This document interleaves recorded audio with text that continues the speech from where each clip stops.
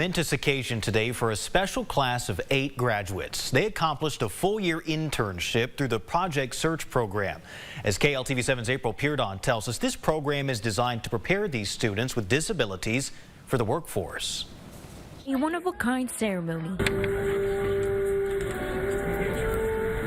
with one-of-a-kind graduates. We did it. Where tears were shed and memories leading up to this special moment were made. We're so proud. They've worked so hard. They've learned so many skills.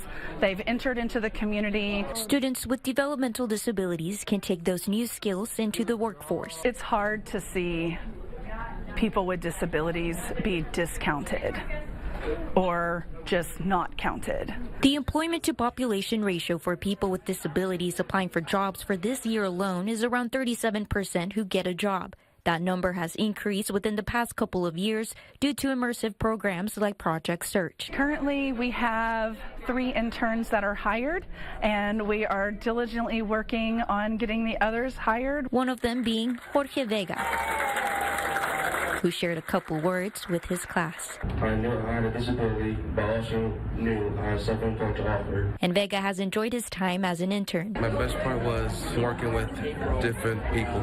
Colin Cato, with autism, also enjoyed his experience. I learned a lot in Project Search. I learned how to work hard and build my confidence. His father, Kevin Cato, appreciates all the people who poured into him. He's a little bit shy with people, but now he's just more confident and more talkative and more himself around other people, even strangers. And all it takes is a village of people to believe in them.